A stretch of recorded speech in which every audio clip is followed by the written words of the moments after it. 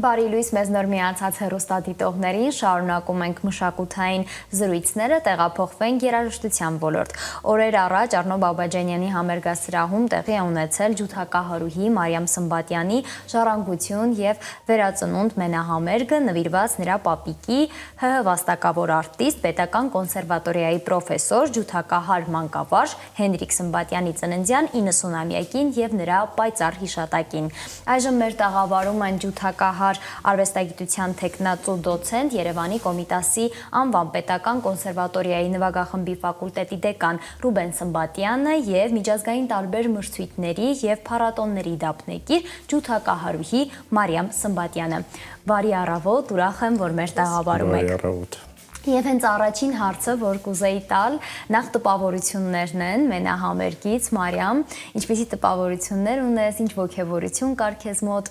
Նախ ես շատ հագեցած եմ այդ համերգից, քանի որ մեծ պատիվ էր նվագել իմ պապիկի հիշատակի համար եւ շատ ոգևորված էի նվագել այդ մենահամերգը։ Շատ լավ, ինչ շատ հետաքրքիր է, պարոն Սմբատյան, ինչպիսի հիշողություններ Մարիամը կարող է ունենալ պապիկի հետ կապված, կարծում եմ, թե բավական փոքր է եղել, ինչ որ հիշողություններ մնացել են, ու արդյոք հենց պապիկը ուղղորդող է եղել ջութակահարուհու ուղին բռնելու մասով այս մասով։ Այո, իհարկե, քանի որ մեր ընտանիքը բոլորը երաժիշտներ են եւ ես հայրս, մայրս երաժշտագետ եւ ինքը երբ ծնվեց, մեր երաժշտական միջավայրում, այսպես ասած, շատ երաժշտություն կար։ Իմ տինս էլ ջութակահարուհի է եւ դա ոնց որ նպաստեց իր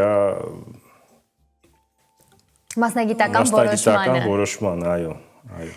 Ինչ որ հիշողություններ կան պապիկի հետ կապված, Մարիամ։ Շատ աղոտ հիշում եմ, թե ինչպես էր նա առաջին անգամ ինձ սովորեցնում նվագել ջութակ, թե ինչպես պետք է պահել ջութակը։ Սակայն ափսոս շատ մեծ ժամանակ չեմ անցկացրել իր հետ, այսպիսով այդքան էլ շատ մեծ չեն էլի հիշողությունները։ Որ տարիքից եք սկսել ջութակ նվագել։ Ջութակ նվագել սկսել եմ 6 տարեկանից։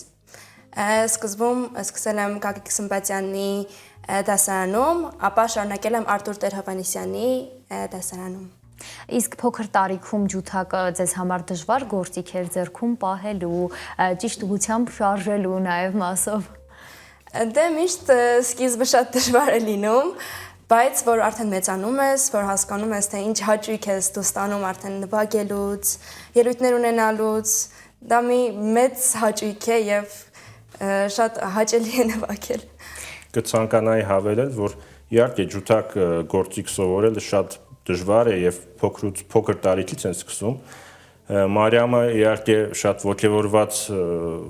մոտեցավ իր սկզբնական քայլերը արեց, իսկ հետագայում ավելի սիրեց այդ գործը եւ հիմա արդեն հասել ենք դրան, որ ինքը մենահամերգ է տալիս, այո, տալիս։ Մարիամ, ինչ ես կարծում, ավելի շատ որոշում է եղել, որ պետք է ջութակահարուհի դառնաս, թե կանխորոշված ընտրություն էր արդեն, այլ տարբերակ չկար։ Դե ինչպես արդեն հայրիկս նշեց, երաժշտությունը մեր տանը եղել է անբաժանելի մասը, եւ ես փոքրուց շատ եմ սիրել ջութակը, այսպիսով նաեւ իմ ընտրությունն է եղել։ Ես կշարունակեմ արդյոք դրանով, թե ոչ։ Շատ լավ, խոսենք մենահամերգի մասին, նախ ինչպես որոշվեց, որ հենց Մարիամը պետք է ելույթ ունենա։ Քանի որ Մարիամը շատ լուրջ քայլեր է արդեն արել այս տարիների ընթացքում, մրցույթներ տարատեսակ, փառատոններ եւ լավ արդյունքներ է գրանցել, առաջին մրցանակ, Grand Prix եւ այլն։ Եվ ինքը արդեն շատ ոնց ասեմ, ինքը մասնագիտացել է եւ հմտացել է իր բռնած ուղում եւ դա իր մտահղացումն էր մենահամերգ տալ, ոչ, իր մտահղացումն էր համերգ կազմակերպել հենց պապիկի 90-ամյա հիշատակին նվիրված։ Մարիամ, բավական պատասխանատու առաջարկ եք ներկայացրել ընտանիքին, երաժիշտներին, պրոֆեսիոնալ, վախեր չկային, որ ինչ որ մի բան այն չի գնա բեմում, ինչ որ միտեղ կդողակ, նոտան այլ կլինի, ինչպիսին էին այդ տագնապային պահերը ձեզ մոտ եղել են, թե ոչ։ Կարծում եմ, որ ոչ, քանի որ արդեն հարազատ է դարձել բեմը ինձ, եւ երբ արդեն ես բեմ եմ դուրս գալիս, ոչ մի վախ, ոչ մի լարվածություն չկա ինձ մոտ, եւ միայն մնում է վայելել Ընթացքը հրաշալի է։ Պարոն Սմբատյանին ստեղծագործություններ են ներկայացվել մենահամերգի ընթացքում։ Դե իր երկացանկը շատ բազմաժանր է եւ իհարկե ջութակի ստեղծագործական ոնց ասած ստեղծագործությունների շատ վառ եւ պայծառ գործեր ունենք, որոնք համադրել եք ներկայացվեցին համերգին, ասեմ, որ Բախից եւ Չայկովսկու, նաեւ Իզայի եւ ռուսական այլ կոմպոզիտորների ստեղծագործություններ, որոնք շատ մեծ համերգը շատ մեծ արձագանք ունեցավ եւ շատ դրական խոսքեր լսեցինք։ Իսկ ինչպես ընտրեցիք, թե որ կատարումն է հնչելու, հեշտ էր այդ ընտրությունը։ Ես նաև համագործակցել եմ իմ դասատուի հետ, Արտուր Տեր-Հովհաննիսյանի հետ, ում շատ շնորհակալ եմ, որտեվ իր շնորհիվ ես հասել եմ բարձրունքների եւ նա տալիս է այնպիսի հմտություններ, որի շնորհիվ այսօր կարողացել եմ նվագել արդեն մենահամերգ եւ իր հետ մենք ընտրեցինք այդ գործերի երկացանկը։ Ահա։ Եվ այդպես տեղի ունեցավ համերգը։ Այս պահին շատ կուզեի, որ ունկնդրեինք ձեր կատարումներից։ Սիրելի հեռուստադիտող, ձեր էկրաններին այժմ կլինի Մարիամ Սմբատյանի մենահամերգից հատվածներ, ունկնդրենք եւ վերադառնանք զրույցը շարունակելու։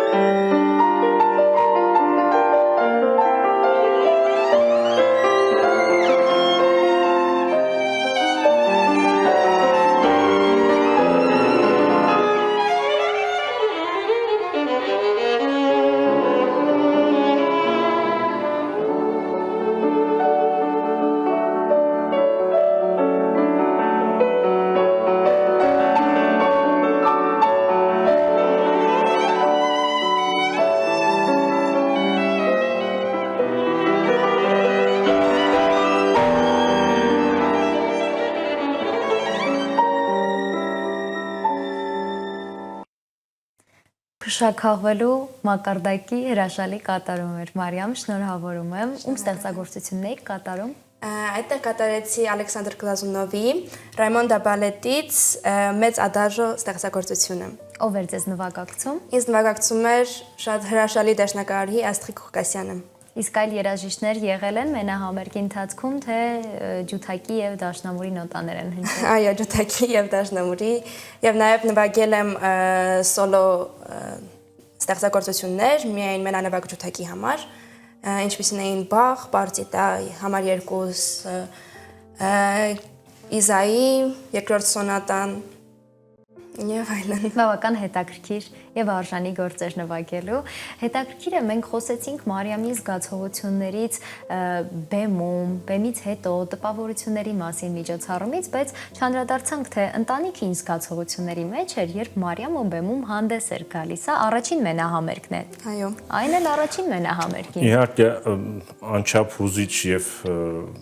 ավելի շատ երևի մենք էինք ծնողներս ուզում, քան թե ինքը բեմում եւ սրտատրոփ սպասում էինք ավարտին, որովհետեւ այդ նախ ինձ համար, օրինակ ինձ համար շատ մեծ հպարտություն էր, որ իմ աղջիկս շատ կարեւոր բեմից ի վերջո մենահամերգ է տալիս։ Իսկ դուք սպասում եք այս մենահամերգին այսքան վաղ։ Թե ավելի ուշ եք մտածում, թե տեղի կունենային։ Ավելի ուշ տարիքում, ավելի հասուն տարիքում գուցե։ Չէ, երևի թե ինքը արդեն հասունացել է։ Արդեն հասել է, այո, իր ինքը այդ գիտելիքները եւ հմտությունները արդեն այնքան են զարգացած, որ ինքը ի վիճակի է արդեն մենահամերգի եւ այս համերգը ոնց որ ցույց տվեց այդ ամենը եւ նորից եմ կրկնում, արձագանքները շատ դրական եւ շատ պոզիտիվ արձագանքներ են եղել։ Իսկ մինչև Մարիամի երաժշտությամբ զբաղվելը, շատ ընտանիքներ կան, չէ՞, օրինակ բժիշկների ընտանիքում երեխան ծնվում է, այդպես ծնողները նայում ասում են մեծանա բժիշկ է դառնալու։ Այդ կանխազգացումը ձեր մեջ կար Մարիամի մասով, որ ապագա ջութակահարուհի է։ Ճիշտ որ ասեմ, քանի որ ես էլ եմ անցել այդ ջութակի ուղին,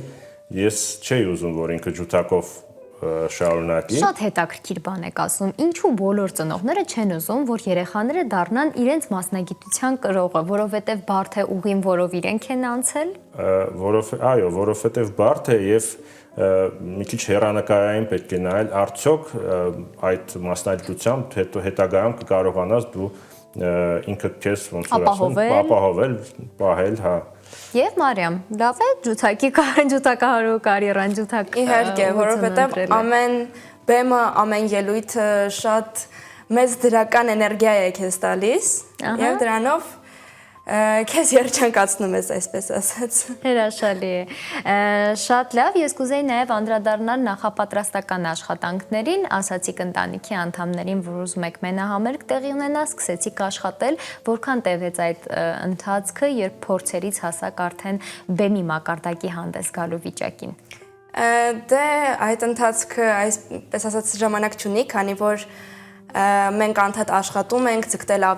ավելին, որ ավելի կատարելագործվե, բայց կարծում եմ 3 ամիս տրամադրել եք։ Ես երևի թե հավելեմ, որ քանի որ ծրագիրը շատ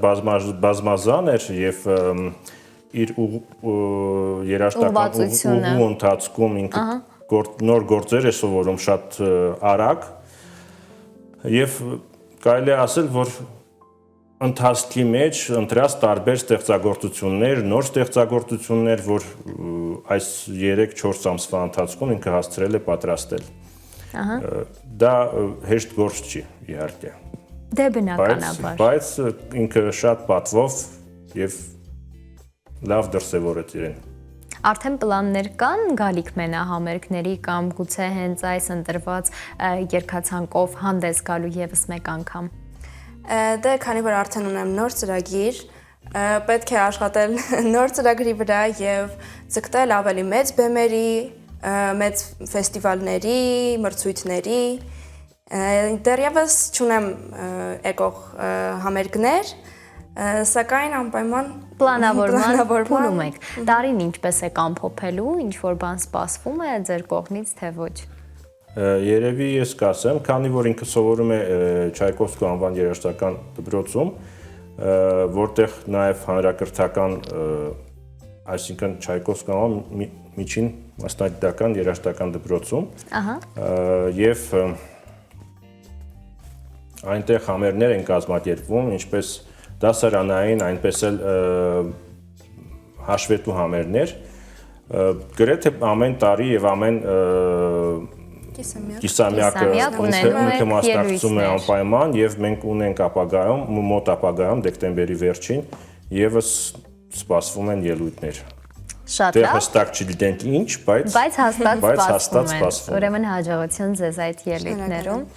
Եվ հետաքրքիր է նաև դուք տարբեր գործեր, դասական ստեղծագործություններ նվագում եք, թեկուզ փոքր տարիքում, թեկուզ հիմա ունեք սիրելի երաժիշտներ, ջութակահարներ, կոմպոզիտորներ, որոնց կատարած աշխատանքները ձեզ համար առանձնակի նշանակություն ունեն։ Իհարկե, կարող եմ նշել մի քանիսին։ Օրինակ ջութակահարներից Խեյֆեցին իր վիրտուոզությամբ, հենց մեր ազգի ներկայացուցիչ Սերգեյ Խաչատրյանին իր երաժշտականությամբ,